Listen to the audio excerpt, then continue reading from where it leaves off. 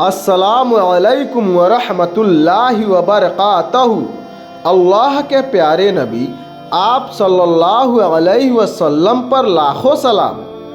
आप सल्लल्लाहु अलैहि वसल्लम जब देखनी कि जाबिर रजी अल्लाह ताला अनहु जवना ऊँट पर बैठल बाड़े ऊ ऊँट बूढ़ा हो गईल बा, लेकिन जाबिर रजी अल्लाह ताला अनहु के पास दूसरा ऊँट खरीदे के पैसे नहीं थे, जवना के वजह से जब कबो भी कहीं भी जाबिर रजी अल्लाह ताला अनहु के जाए के होखे तो अपना बूढ़ ऊँट के ही सवारी करत रहनी।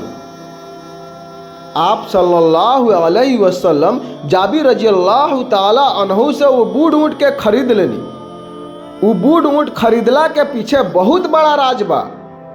आप सल्लल्लाहु अलैहि वसल्लम वो बूढ़ ऊँट के खरीद के वो बूढ़ ऊँट पर रहम फरमैनी आ जाबिर रजी अल्लाह ताला अनहु के पूरा वो बूढ़ ऊँट के दाम देनी।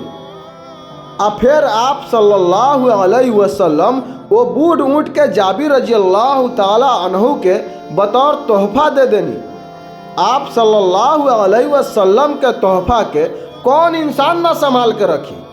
ओकरा बाद जाबिर रजी अल्लाह ताला अनहु कबो भी वो बूढ़ ऊँट के सवारी ना कैनी और वो बूढ़ ऊँट के हिफाजत से रखत रहनी और वो बूढ़ ऊँट के खूब सेवा कैनी।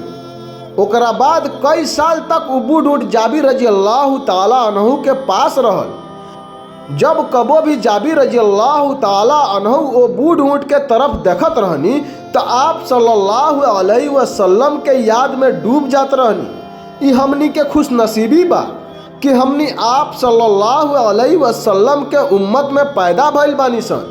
या रसूलुल्लाह सल्लल्लाहु अलैहि वसल्लम आप हम सब पे नजरे करम फरमाइए।